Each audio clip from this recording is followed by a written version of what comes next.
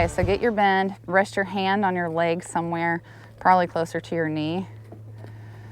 You want to make no bigger than about an 8-foot circle. Outside rein is not doing anything. Like rest your hand on your leg.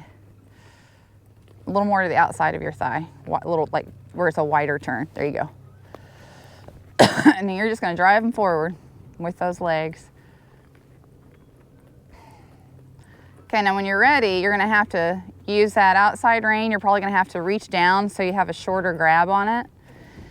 And you're going to come across his neck, and that's his cue to go sideways instead of forward with his shoulders.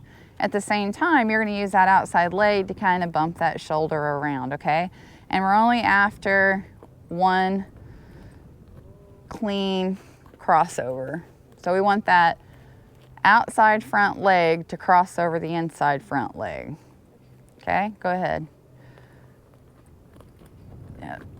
Yep, shorten that rein. See what I mean? When you first start and you come across that outside rein, they're gonna waller because they have no idea what you're asking.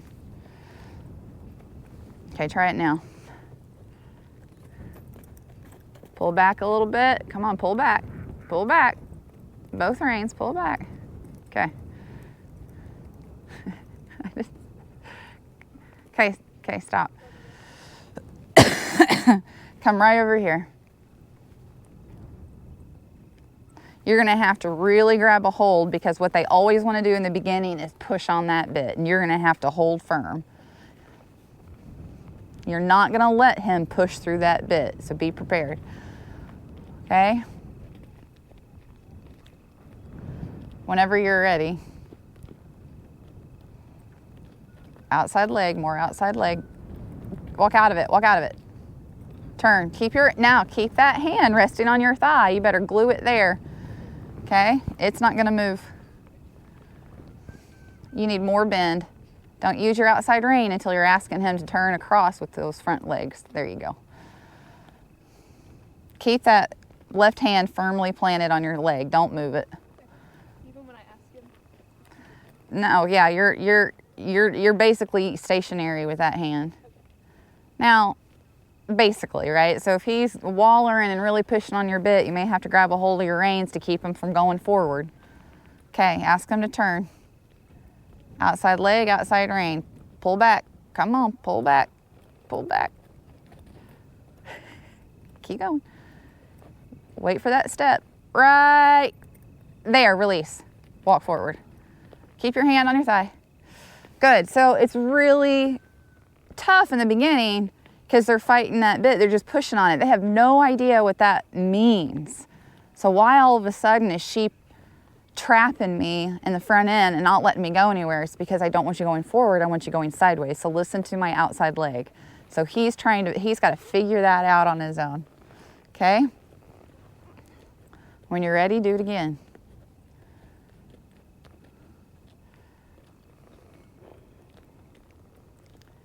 All right, more leg.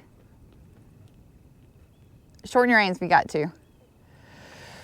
That outside rein, so your outside rein is just holding him, keeping him from going forward. Your leg is what's turning that shoulder. Try again.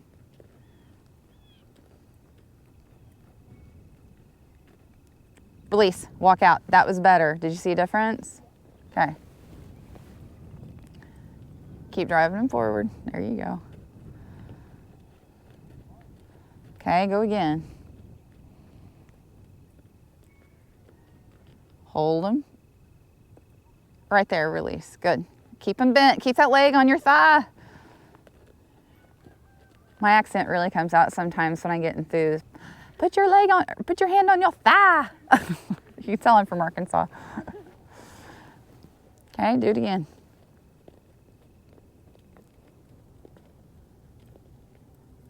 Right there, release. Good. One. All we need is, even if it's a half step, we'll take it. Good.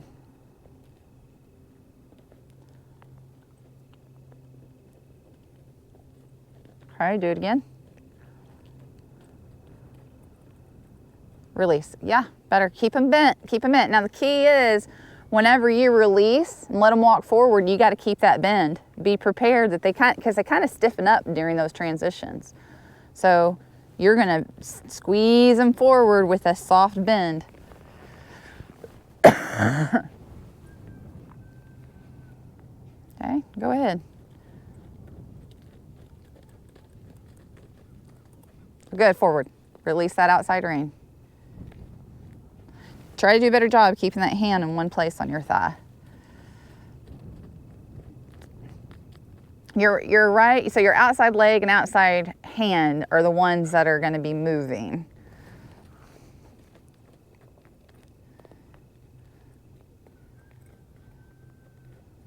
Okay, do it again. Good, he's getting better. Walk forward, good. Keep him bent, more bend. There you go, good. Okay, let him out, let him walk. That's good. Now I'm going to do it on Tess. Tess has had a little bit more practice at it, so you'll see he'll be at this stage that she is in a few days of doing that. But she's had a head start here. So she's much softer to the left, which is why she's over bending to the left. She's also doing that to get out of going forward. But I'm just ignoring her and I'm just driving her forward with my legs.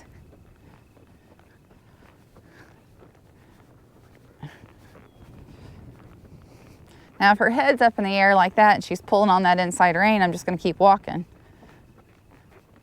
I won't ask them to step across in the front end until they're soft. So if she's pulling on that inside rein, and I'm just going to keep driving her, pushing her forward with my legs. Excuse me. She's wanting to cut in on the circle right here, so can you see that? Right around here, she starts to make a sharp left turn. So I'm waiting for that cadence. I want her to be in a rhythm here.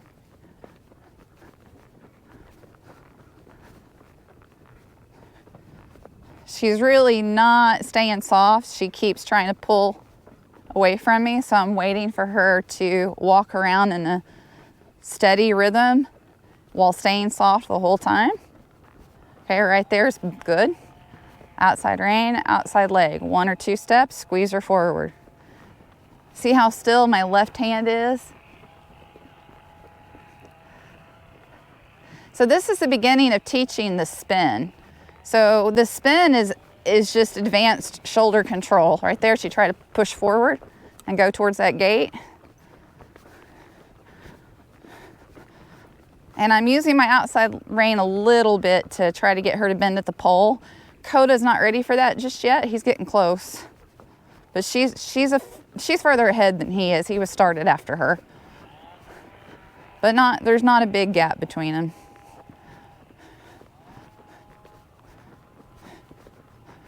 So Tess is a good indicator for where his next chapter is. Because she's just one chapter ahead, really. Okay, right there. Good. So once they get the hang of it, it's a lot easier. I'm not having to fight with her like you were with him because he was trying to push through the bit. That's normal in the beginning.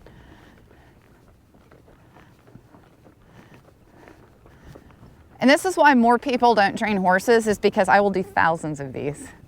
And most people don't have the patience. They get too bored too easily. But this is what it takes. A lot of repetition.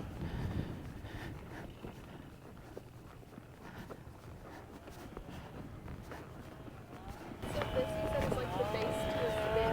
Uh-huh.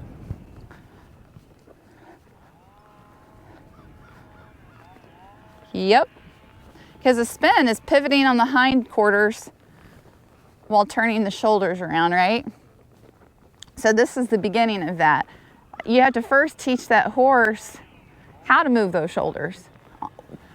They know how to move them on their own, but not when you ask them to. So you're just teaching them the cue. So now I'm going back to the right. So I'll get her prepared, get my reins adjusted, and kind of ease into it here. We're not in a rush. All right, so I feel like I got a pretty good bend right here. Driving her forward. They all want to cut in on the circle to go towards that gate. That's normal. They all want to move towards the exit. But I can use that to my advantage. So in the beginning, when I'm teaching them, if they're gonna be more likely to get a good crossover when we're turning towards that gate, I'll take advantage of that. That's fine. Make it easy on yourself, not hard. Set them up for success. If you know they're gonna get it turning towards that gate, then do it when you're facing the gate. That's fine. That's about the only time they get to turn towards the gate, really.